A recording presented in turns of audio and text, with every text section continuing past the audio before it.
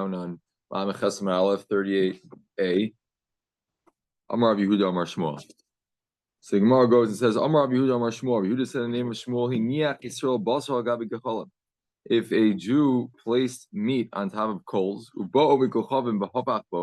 and a guy comes and he turns it over, mutter, it's mutter.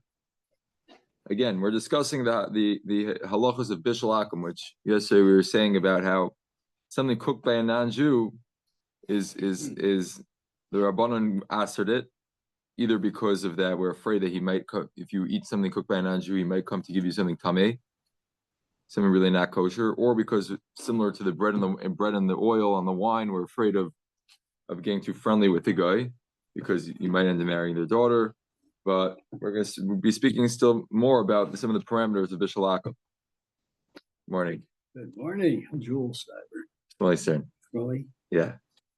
Nice to meet you. So we're holding by Amar Rabbi Yehuda Amar Shmuel on Lamed Chesed Aleph 38.1. Like, it's 4 white lines down in the. Okay, fine. So Amar Rabbi Yehuda Amar Shmuel, Hiniach Yisrael basar gabi gecholim. If a Jew places meat on top of coals, ubo v'kochavim, a guy comes v'hapach bo and he turns it over, motor, it's motor. That's not bishul akum, since the Jew had placed the meat on the coals initially. Even though the guy is turning it over, that's fine. So the Gemara wants to clarify the case. The Gemara says, "Hey, chidami, what's the case? If it's a case where had the guy not turned it over, it would have cooked anyways. Pshito, that's obvious. That's not called bishul akum. That's not called cooking by a non-Jew. Even without him, it would have been cooked. Elalav, rather must be if Rabbi Yehuda Amar Shmuel is telling me a chiddush, which of course he is. He's trying to teach me something that I would not have known without him. So Allah must be the lohavach, had he not turned it over, lohavabashlo, wouldn't have cooked. So the Gemara says, if so, am I mutter? Why is it mutter? That should be bishul akum. That should be something cooked. That should be included in something cooked by a non-Jew, which should be also. So if it would have cooked anyways, it's obvious. If it wouldn't have cooked anyways, then why really is it mutter? So Gemara answers, Lo tzricha di ilo hapach have a basha v'tarti shoy v'hashtiko basha v'chadashaysa. Then no, it is needed. What's the case? The case is a case where had the guy not been involved in the cooking process, it would have been cooked in 2 hours. Now that the guy's involved in the cooking process, it's cooking faster. It's going to be cooked in 1 hour. So now the same you might have said that making something become cooked faster, bringing it closer is something significant, and therefore that would be bishul akum. That's what I would have thought, that it's not. And even though the guy was very involved in the cooking process to the point that it cooked faster because of him, that is not considered bishul akum. The Gemara goes further, and the Gemara bishul akum means something that's cooked by a non-Jew, okay. which is the Rabbanan said it's aser, okay. Something cooked by a non-Jew. Which we were saying before, it's either because we're afraid that the guys can give you something not kosher, okay. Or because we're similar to the pasakum, the bread from a non-Jew, or the wine, is that we're afraid that if you get too friendly with the guy, you might come to yeah, right. So it's very relevant. Halach l'maaseh, bishul akum. So many things are cooked by non-Jews. So there's a lot of different halachas. It's very, very relevant. The Gemara goes further. The Gemara says, "Amar Rav Asi, Amar Rav Yochanan." But Rav Asi, in the name of Yochanan, said, "Kol shu k'machal ben drusoi ein bo mishum bishulei ovdi kochavim." Anything which is cooked to the level of machal ben drusoi, there is no longer bishul akum. There is no longer the prohibition of something being cooked by a non-Jew. Now, machal ben drusoi comes up a lot by Hilchos Shabbos. That machal ben drusoi is a certain level of being cooked. There was a robber named Ben Drusoi, and he was always on the run. So he would eat his food when it was like a third cooked, half cooked. There's different opinions how much it is. And so it comes up really by Hilchos Shabbos that if something's cooked enough to be machal ben drusoi for Shabbos, then you could leave it on the fire come Shabbos, even without putting on a blach or anything like that. But over here, it's also relevant that Rabbi Yochanan is saying is that anything which is already cooked to the machal ben drusoi level, whether that's a third or a half, different opinions. So there's no longer bishul akum. So the Gemara makes a diuk. The Gemara makes an inference. But if it's not machal ben drusoi, there will be bishul akum. There will be the prohibition of bishul akum. So you're telling me that okay, fine, that if it would have cooked, it would have cooked in 2 hours, and now it's cooking 1 hour, and the guy makes that happen, and that the guy could be helping out in any point of the process. It could be right away when it starts out cooking, and you're saying it's mutter, but we see from Rabbi Yochanan that he's saying specifically if it's already cooked Michael ben Drusai, is there no longer bishalakum? But if it's not at that level, if it's still pretty raw, then there will be bishalakum. So that seems to be a contradiction with the statement we were saying before. So the Gemara responds, the Gemara answers that no, that this statement that you're bringing down from Rav Asi and Rav Yochanan about Michael ben Drusai, that's Hossam. That case is going to Osve Besilta. That's where the food was put in a basket. The Shakle over Kochavim, and the guy took it, but Osve Betanura, and the guy put it in the oven. Meaning, we're not talking about a case where it's on the fire. If it was on the fire, so it doesn't make a difference in what stage of in it's being cooked it is. It could be pretty raw. It just got put on the fire recently. The guy could be involved, and that's fine because it would have cooked anyways. It might have taken a longer time to be cooked, but it would have cooked anyways. That's not bishalaka. When did Rabbi Yochanan say his statement about Michael ben Drusai? That's what's not on the fire. It got taken off the fire mid being cooked.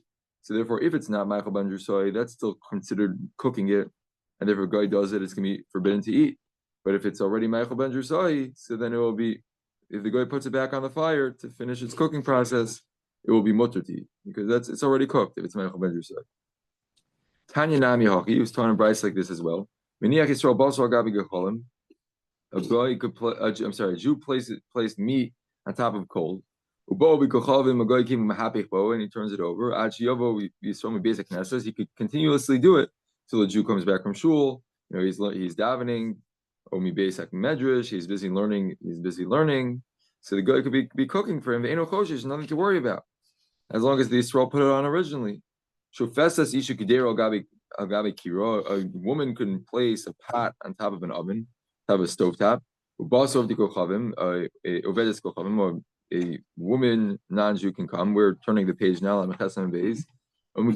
she could stir it. So she comes back from the bathhouse, or she comes back from shul, and there's nothing to worry about.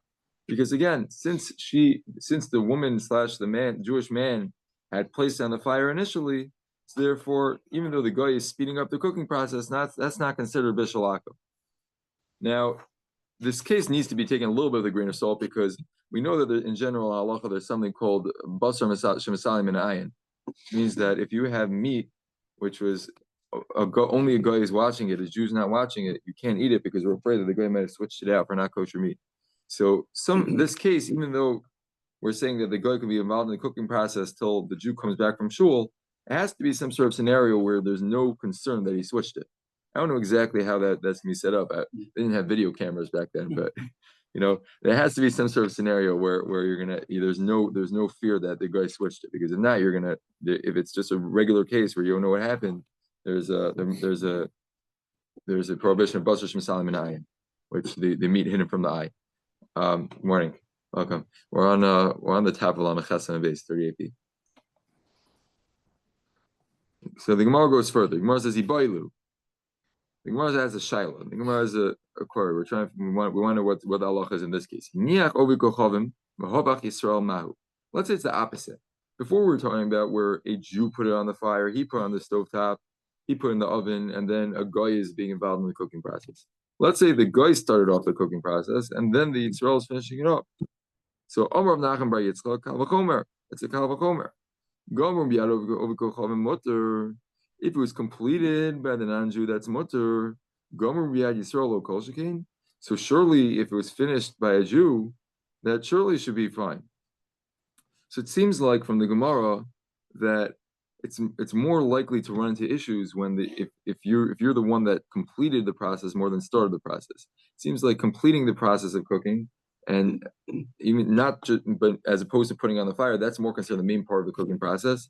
So therefore, if we already said that if a Jew puts it on, but a guy completes the process, that's mutter. So surely, if a Jew's the one completing the process, even though a guy is the one who put it on originally, it would be fine.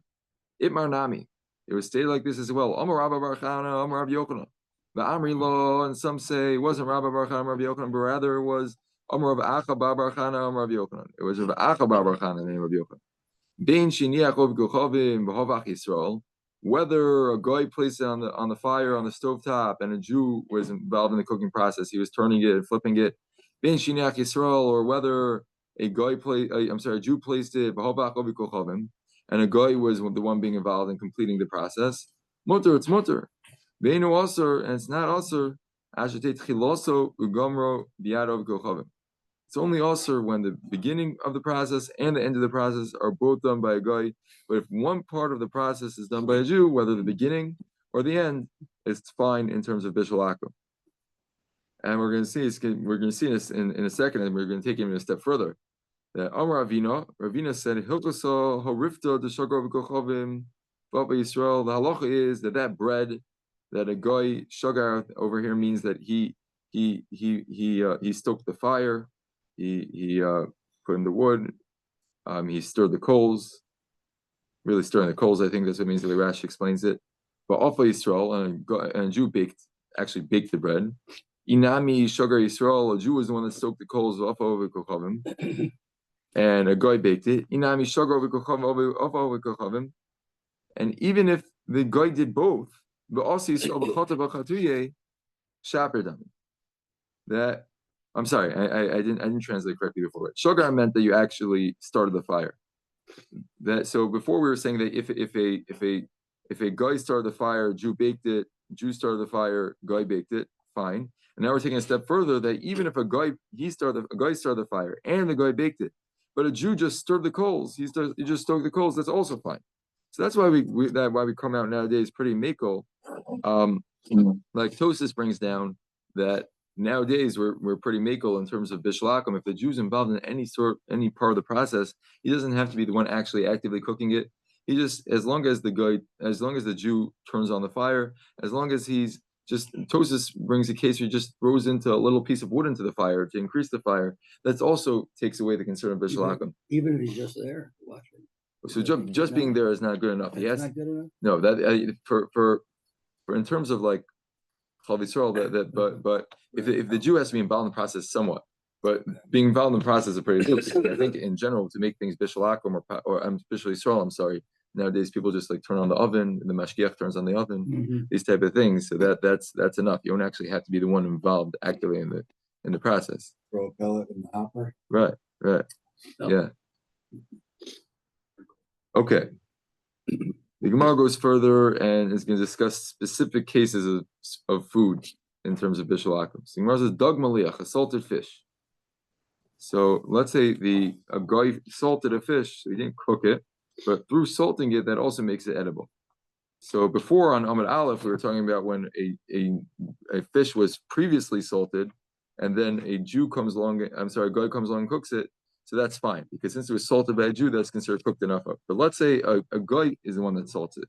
So Chizkiah Shari, Chizkiah says it's mutter, that's fine, that's not considered cooking. Rabbi Yochanan Osar. Rabbi Yochanan says it's also. Didn't the Mishnah say it was fermented? Right, so I was saying yesterday we referenced that let's say you had a salted fish, that a Jew salted it, the guy cooks it, so that's definitely not considered cooking. The fact that it was already salted by the Jew, so then the fact that the guy is now cooking it further, that's not considered cooking. But now we're discussing the salting it to begin with. Let's say a guy salts it, is that considered bishul akum? So Chizkiah says, no, that's fine. That's not considered cooking. That's fine. You can eat it. Rabbi Yochanan says also. Even salting, even though it's not through a fire, which is a little bit interesting now I come to think about it, because earlier when we first introduced the Gzeira, we said that it has to be something which is nishtana mibriyoso deor. It has to be something which changes from its initial form through fire. So this is a little bit interesting that over here, I guess salting it is considered. It's obviously not a heat source, but it has to be some under the umbrella somewhat of cooking with a heat source. I'm not sure how that works exactly, but a little confusing to me. But that seems to be the shiloh somewhat basically about it edible because it's salted. Right. Okay, fine. The Gemara goes further and says, what about a beit tzliya? What about roasted egg? Bar Kafra says it's mutter. Rabbi Yochanan also. So what's the shiloh? So Rashi over here says, interestingly, that the shaila is about, since the guy is not touching the actual food because it's in a shell and you don't eat the shell, is that prohibited because of bishul akum? I think in other gemaras when this is referenced, the way it's really explained is the shaila is an egg technically could be eaten raw, and since it could technically be eaten raw. Yesterday we said one of the qualifications for bishul akum is that it's only also if it can't be eaten raw. So there are a lot of shilas about things which could be eaten raw, but b'shas atchak, and not only under pressing circumstances. Those are the two categories, actually, right?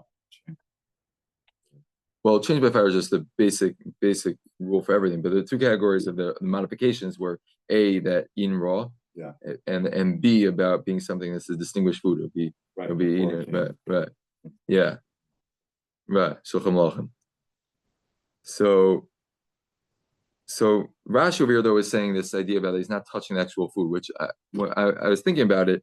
It really depends on how you learn the reason for the prohibition of bishul akum. If the reason is because of that you don't want to get too friendly, I'm not sure why that would make a difference. Who cares? He's not touching the actual food, he's touching the shell. I don't know why that would make a difference. If you say that the reason is because we're afraid he's going to give you something not kosher instead, so that would make a difference, because since it's encased, so then you can't switch it out because it's in a shell.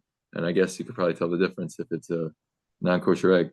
So Rashi seems like he's going according to his opinion that before he said the reason for bishul akum is because we're afraid that the guy's going to give you something not kosher. If you learn like the regular way, which Tosas learns, about the daughters, about we're afraid of the marriage, probably Tosas doesn't talk here, but I assume Tosas would learn this shaila as being a question about is an egg considered something that could be eaten raw or not?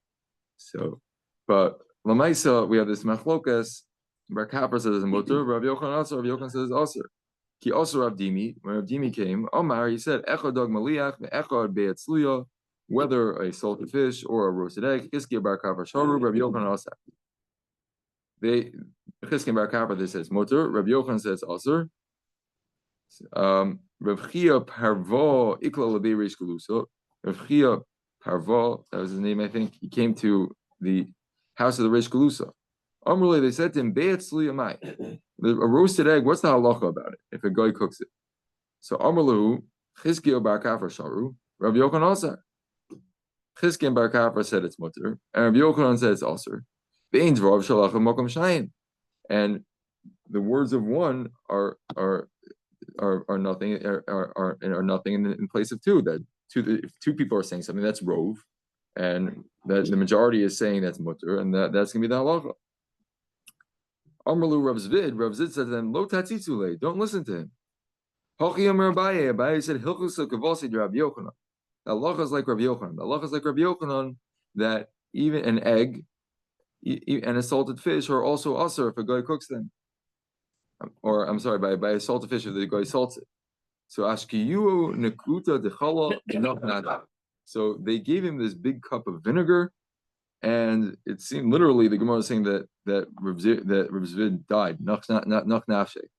So Rashi explains the reason why they did this was because they were not happy with him. That he's being machmir, he's being stringent with them. So it seems like they gave him this poisonous thing.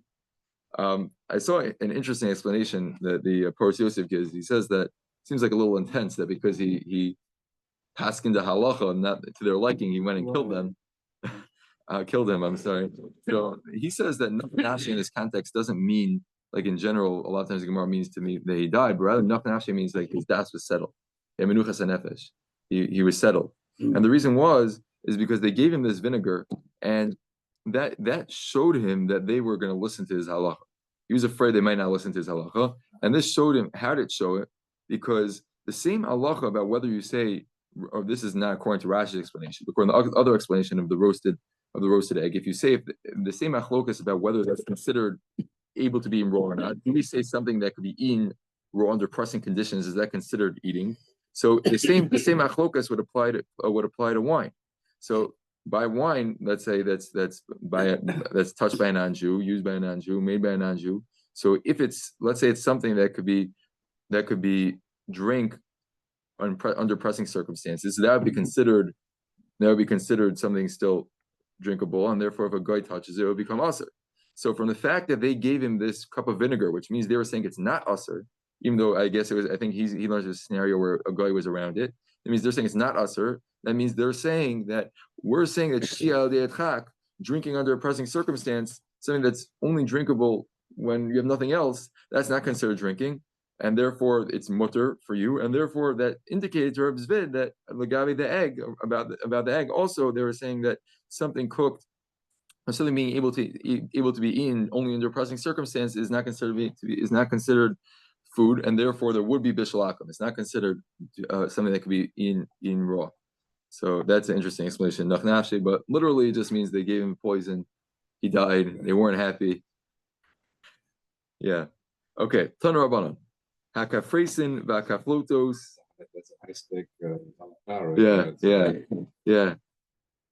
Hakafresin the kaflotos talia v'chamin v'akoyos mutarin. So these are a lot of different things. Kafresin, Rashi explains it that some sort of like a peel for fruit that comes from I think it's a caperberry bush, something like that. I don't know. Do they have a translation in the art school for kafresin?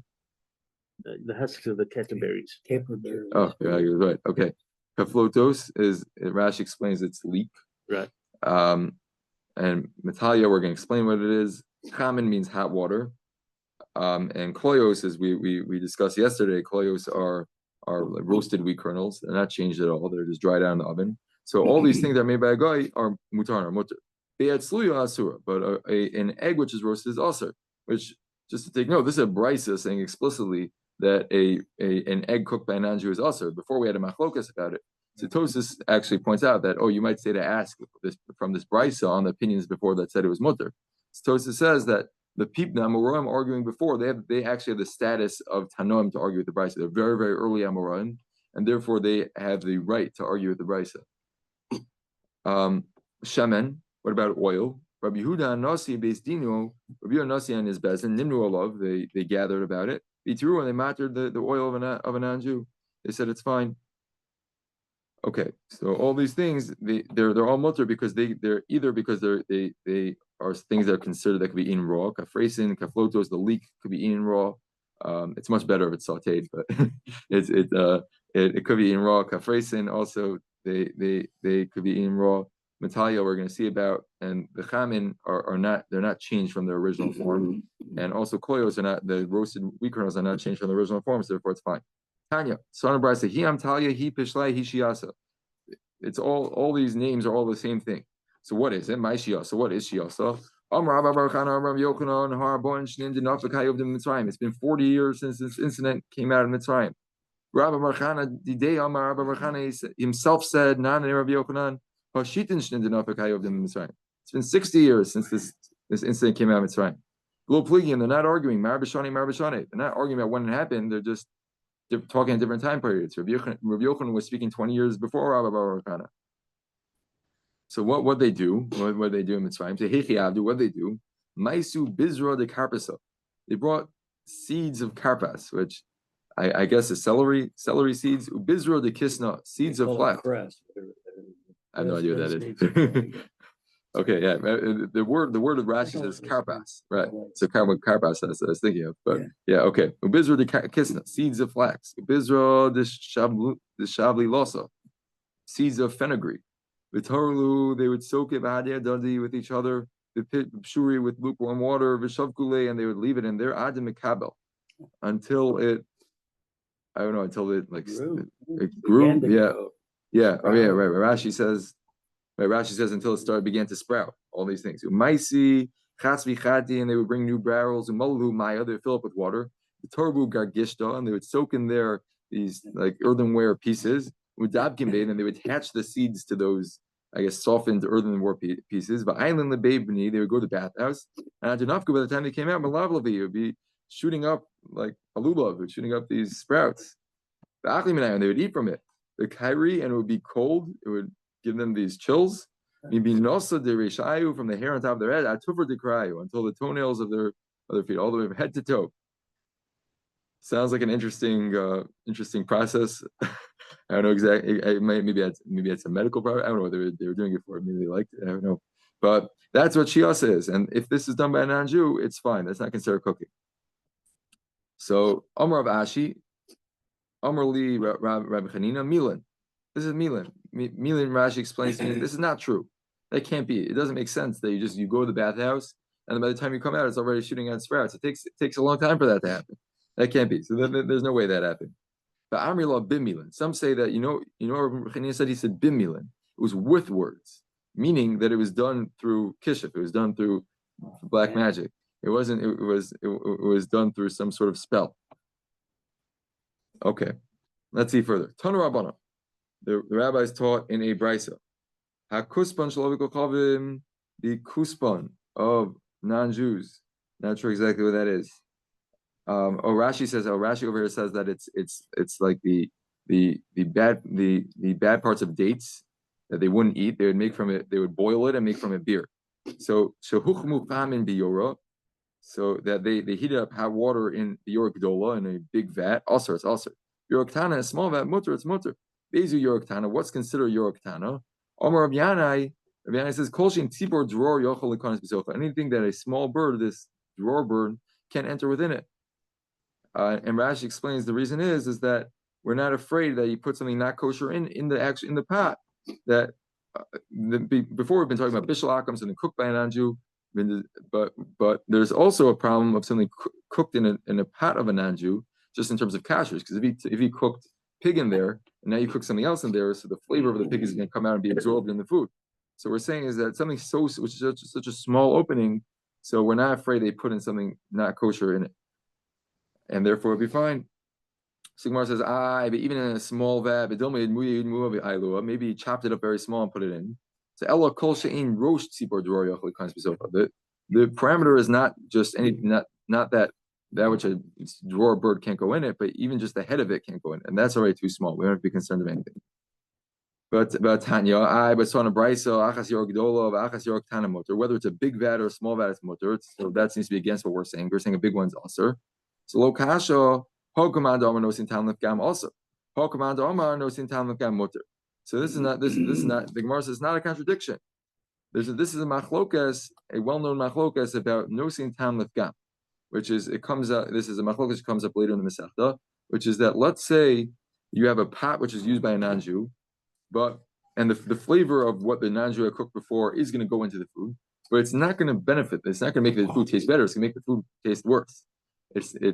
So which Rashi says is that any time a pot wasn't a ben yomo, anytime a pot wasn't used that day for a not kosher food, by definition, it's going to be nosin tam lefgam. It's going to make the food taste. It's not going to benefit the food. Rather, it's going to make the food taste worse. So let's say you absorb the taste of the not kosher food, but for the worse, for the negative.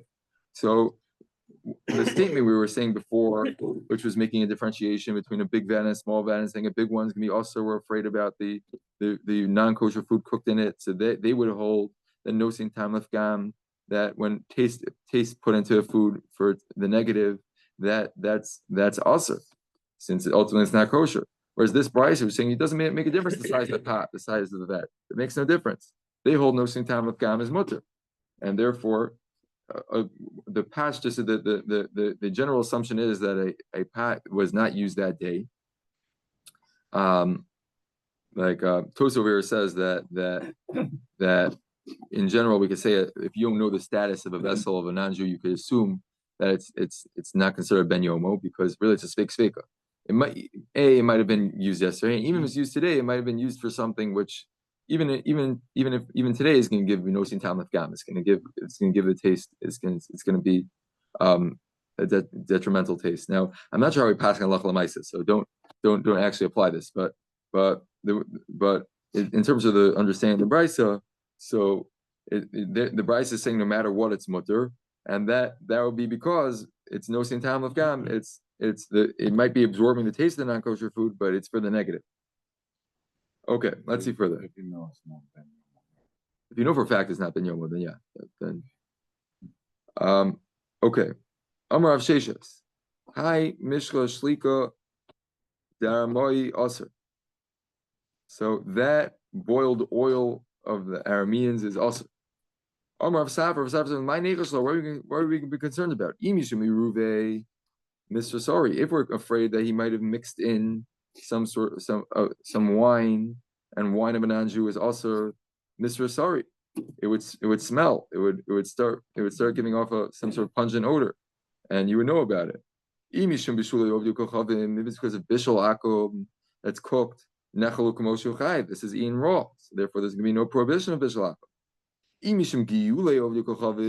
If it's because not of the fact, not the issur of being cooked by an anju, but rather that it's being cooked in the pots of an anju, but no sin tam lefgamu, it's no sin tam lefgam. Even though it's cooked in the pot of an anju, it's the taste being absorbed is going to be for the food's detriment, umutter, and therefore it would be mutter. So therefore, Rav Safra argues with Rav Sheshes, and again, it seems like the same machlokas. Rav Sheshes seems to be of the opinion no sin tam lefgam is asur, and therefore he would be. That's why he's saying it's asur. Rav Safra is saying no, nothing to be concerned about. The concerns of bishul akum, wine being mixed in, are not concerns here. In terms of being cooked in the non-Jews pots, it's no sin tam lefgam. They asked the shayla from Rav Asi, ho ahini shliki, those boiled dates, daramoy, of the Arameans. What's the halacha? So chaluye lo tiboy, if it's sweet, we want to have a shayla devade shor. It's vade permitted. That's surely permitted. That's definitely considered something that can be eaten raw. If it's sweet. Miriri lo tiboy, if it's bitter, naturally bitter, we won't have a shayla devade asiri. It's surely forbidden because that can't be eaten raw. Ki tiboy mitzai mai. We're asking a shayla by the Goldilocks level. It's not sweet. It's not bitter. It's right in between. So what's the halacha? Amalu, he said to them, "Mighty Bailachu, what's your shayla?" The Rabbi Asar, Rabbi Asar it. And who's Rabbi? Manu, who is that? Levi. Levi said it's Asar. Right? These mid-level days, that's not considered something which could be eaten raw. How would you know unless you eat it? Well, you could try it. It won't kill you.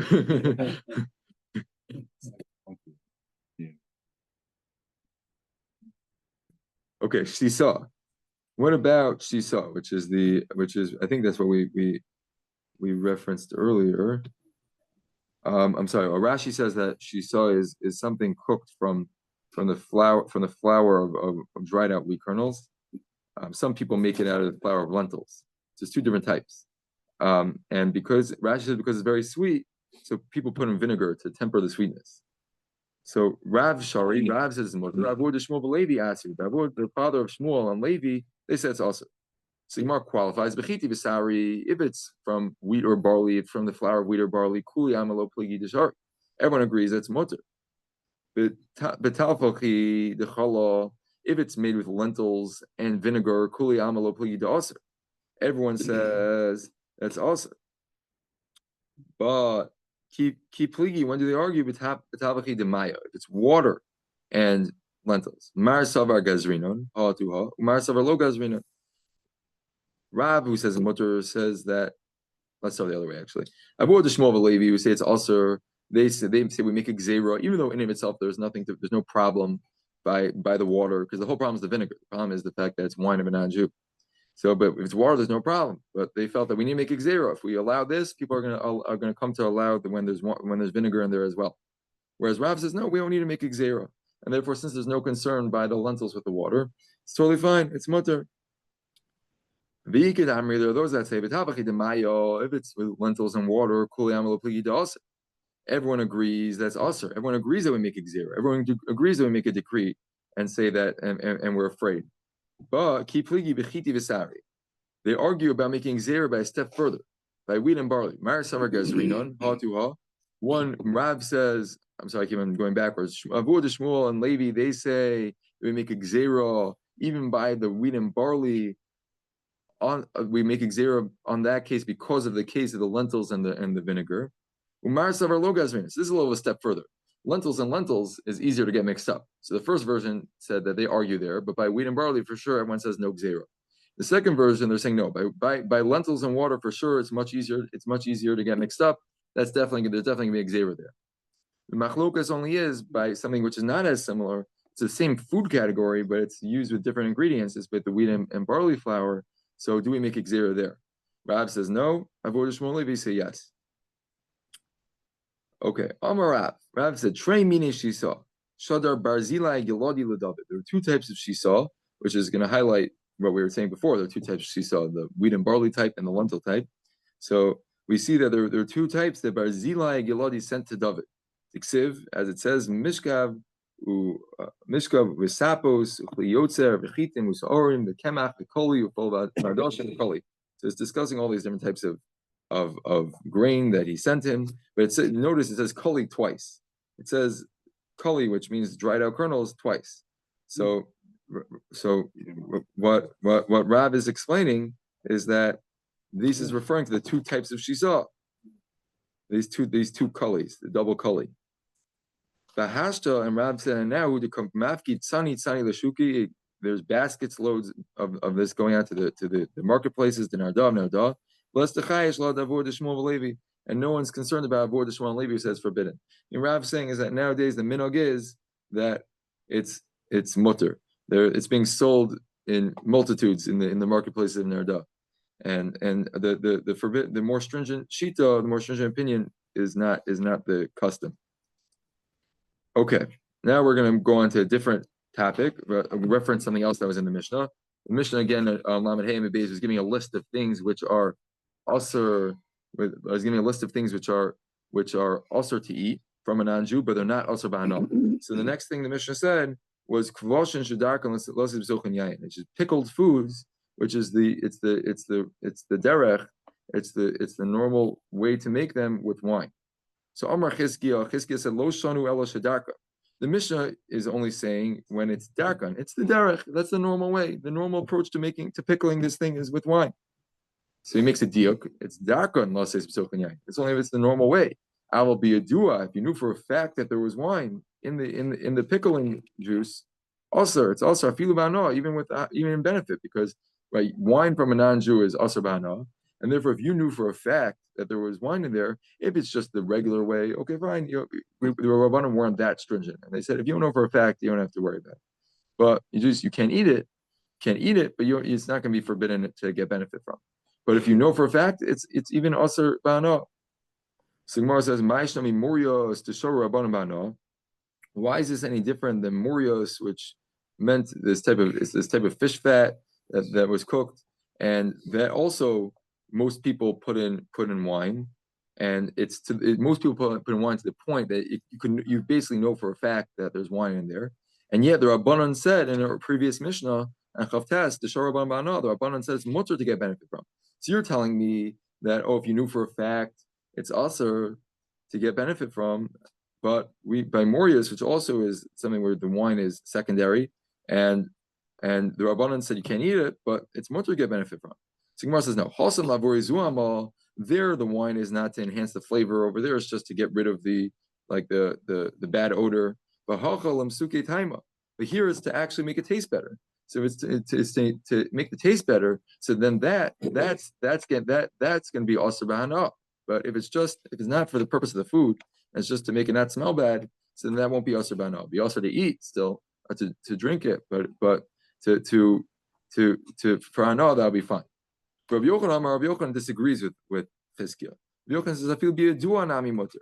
When we're saying darkan doesn't mean it's the normal way, as opposed to if you know about it. Darkan means the normal way, and even if you know about it, it could be the normal way to the point where you know for a fact that's the way everyone does it, but it's also mutter. So Gemara asks him, why is it any different than Morius according to Rav Meir? So earlier there was a machlokas from Meir and the Rabbanon about whether it's mutter or asur b'hana. So we're asking on Chizkiah, why is it any different than the Rabbanon shita of it being mutter b'hana? Now we're asking Rabbi Yochanan, why is it any different than Rav Meir's shita by Morius, which also wine's put in, and he over there he says even also to get benefit from when you know for a fact. So Gemara says, going to Lamed Testament Aleph 39a. So Halsim Yadiyah Mamashu, Hachal Lo Yadiyah Mamasha. There, by those cases where Rav Meir says by the Morius that you can't get hana from, you can't get benefit from. Over there, it's the actual substance is no. But here it's not. Meaning what? Meaning Rashi says that over there you're actually eating the actual liquid of the wine. Over there the food is liquid, and therefore the wine's mixed in. That's what you're eating. Over here, the pickling juice has wine in it, but that's not really what you're eating. It might come some with what you're eating, but you're really eating the food that's getting pickled. So therefore, But the question is, no, right? Like, but can you benefit? Right. Either way, it's also to eat it, right? But the question is about in terms of how integral it is to make it also bahana, which again, the whole thing is a rabbinic decree. So Rabbanan could play around how far they wanted to implement it. If it was deraisa, it wouldn't make a difference. Wouldn't make a difference. Right. But since the Rabbanan are the ones decreeing, so they put the extent of how far the decree went. So the Gemara is qualifying that, at least according to Rabbi Yochanan, the Rabbanan only put their decree to the extent where when you're actually eating it as part of the food, so that's the way you would eat it. So then, like, how would you know what the secondary use is for, right? Like, the intent is to make it taste better or not. But yeah, why would I want to eliminate myself from not, right? If I'm not going to eat it, so yeah. Excellent. Rabbi Yochanan makes sense. So fine. So Rabbi Yochanan again. So we have this machlokes Chizkiya and Rabbi Yochanan about this about when you know for a fact that wine was put into the pickling mixture. Chizkiya says it's not okay. You can't get benefit from it. Again, just to qualify, according to everybody, you can't eat it. The question is just about benefit. Chizkiya says you can't get benefit, and the reason why it's different than the morius, the fish fat with the wine that the Rabban says mutter get benefit from, because he says that's because it's not used for flavor. It's just used to make sure that it doesn't smell so bad. As opposed to Rabbi Yochanan says no, even if you know for a fact there's wine in the pickling mixture, then it's also you could get benefit from it, and it's different from a meir shita by morios, because over there the wine is actually part of what you eat. It's part of the the food, as opposed to over here it's just used for the pickling, but it's not part of the food that's really being eaten. Okay, now we're gonna go further. The next part of the Mishnah, the Mishnah spoke about taras tzrufa, tzir shein badaga, this type of chopped fish. Taras talked about this type of fish liquid that there's no fish in it, and then we're really not going to discuss those things. We're going to discuss the chilek. The Mishnah spoke about chilek, so the Gemara is going to ask, "My chilek, what's chilek?" The Mishnah had said that chilek is something which is also to eat it from a non-Jew, but you could get benefit. So what is it? Amar Nachmar Abba Amar Rab Zu Sultanis. This is a sultanis. I don't know what that is. I don't know if the article translates it, but the fish that develops fins and scales only when it matures, so it doesn't have. Is that what it says? Yeah. Sometimes, It's also the type of tuna. okay, interesting type of tuna. Okay, so but it's really a kosher fish in and of itself. But why is it asur? Because its exchange comes with it, meaning there's a fish that looks very, very similar to it, which is not kosher. So therefore, even though the sultanis is kosher, the Rabbanan said it's asur because we're afraid they're going to mix it up with the fish that look they come together. They might be in the same schools, and it looks very similar. So therefore, the Rabbanan asur it. Okay, Tan Rabbanan. The rabbis taught on Brisa. Let's say something which doesn't have fins and scales right now, and when it's going to get at lachar zman after a certain amount of time. It's actually interesting when it comes to the simanim of fish, right? You know that really the only thing relevant is the scales, because the Torah says fins and scales, but everything which has scales has fins. Not everything which has fins has scales, like dolphins, but everything which has scales has fins. Yeah. So if it doesn't have scales right now, but in the future it's going to grow, going on sultanis, like the sultanis, about uffits and the uffits fish. Harayz and mutter, it's mutter. It doesn't have to have it right now, as long as it's something which will have it, which Torah explains the way we make the drashas, that the Torah says, Kol she'ein lo snap ever kaskasas. Anything which doesn't have fins and scales, you can't eat. So Torah says we make a drasha, which is a drasha that comes out in different places in Shas, ein lo ayin alav, which means that you wait and see. It doesn't have we make a drasha that ayin alav, which means look into it. And that even though right now it doesn't have scales, look into it if it will have. And that'll be fine. Yesh lo achshav also lahashir, shosh olam min hayom. Let's say it does have scales right now, but they're going to fall off by the time that it comes out of the ocean. Gona kunas, ba'apunas, cuts.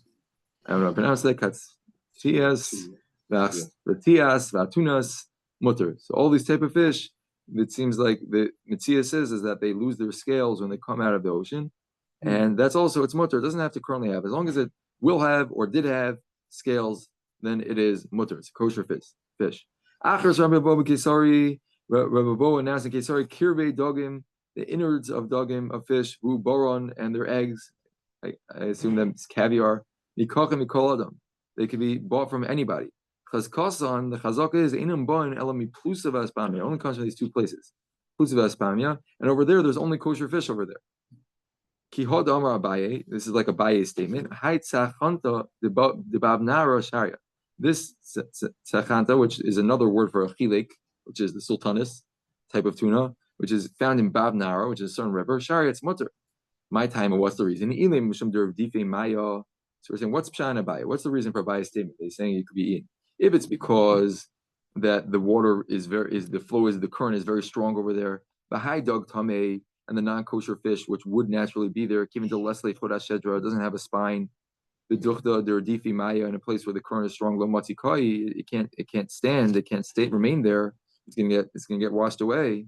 But that can't be the reason, because we see it, we see with our own eyes that it's there. Rather, it must be because it's salty. But high dog tameh, and that not kosher fish, given to Leslie kalpe, since it doesn't have scales, the scales, the Gemara seems to be saying that the scales help maintain the fish in salty water, but since it doesn't have scales, it won't be able to be maintained. But again, we see with our own eyes that the non-kosher fish could be there even without scales. Because the ground over there doesn't grow non-kosher fish. It seems like back then they had some sort of metzias that the fish came from the ground. I don't know exactly what that means in modern terms, but that's why we don't have to be concerned about not kosher fish. And Ravina said, but nowadays, nowadays where there's other rivers pour into this river Bavnara, the river Guza, the river Gamda, they both pour into it, and over there definitely is not kosher fish. And since they flow into it, nowadays, if you get fish from there, it will be usher. Okay, fine. Yashikach, everybody. Some fish that are Yeah. Oh, yeah? Yes. Oh, that's very interesting. Okay, that's good enough. Fine, that makes sense. They dig, Yeah, a lot of fish. Yeah, they bury their eggs in the. right. Okay, that would explain it. Yeah. Okay, fine. What salmon do?